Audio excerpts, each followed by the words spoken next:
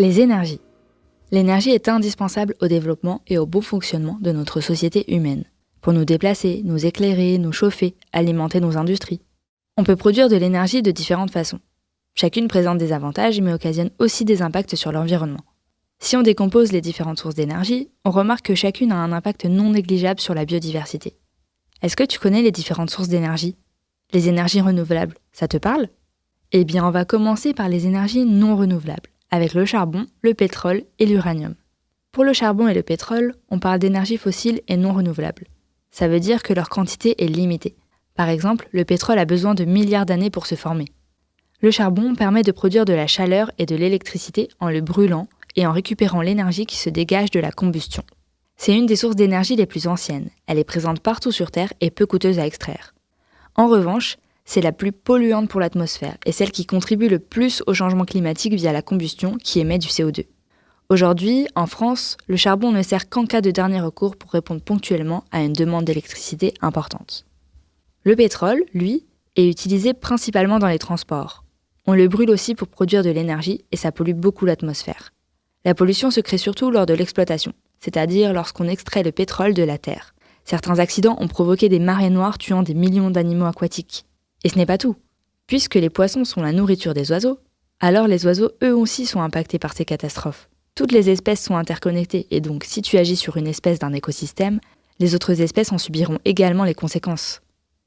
La dernière énergie non renouvelable dont je voulais te parler, c'est l'uranium. Il est utilisé pour produire de la chaleur et de l'électricité grâce au processus de la fission nucléaire. Il émet principalement de la vapeur d'eau dans l'atmosphère, donc peu de pollution et de contribution au changement climatique. Il produit des déchets, certes, mais qui sont, outre la radioactivité, en grande partie inoffensifs. Ouf! Le principal inconvénient de l'uranium, c'est que les centrales de production d'électricité consomment de l'eau pour leur système de refroidissement. Et certains systèmes de refroidissement prélèvent l'eau d'un lac, d'un cours d'eau ou d'un océan. Après évaporation partielle, les centrales renvoient la majorité de l'eau à la source, mais à une température plus élevée. C'est problématique, car par exemple la température de l'eau locale va augmenter, et donc les espèces qui étaient initialement présentes ne seront plus en accord avec leur environnement, et pourront par exemple manquer de nourriture. Tu l'as compris, toutes les productions d'énergie ont une influence sur la biodiversité en impactant l'atmosphère ou les milieux marins. Et ces trois énergies, le pétrole, le charbon et l'uranium, participent toutes au changement climatique.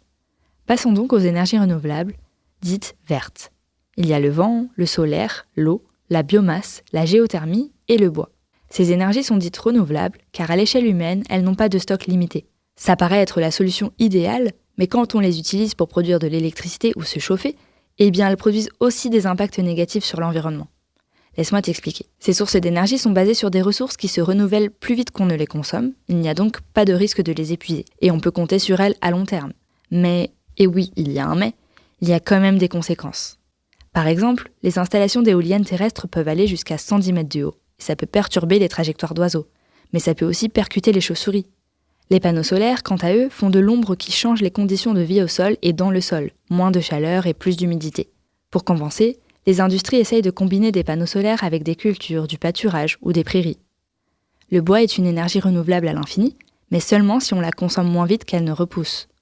Donc il faut bien faire attention à la façon dont on gère les forêts. Si on n'exploite les forêts que sur des temps courts, quelques années, et qu'on ne laisse pas vieillir certaines forêts, alors on supprime des écosystèmes qui ont besoin d'arbres vieillissants ou même morts.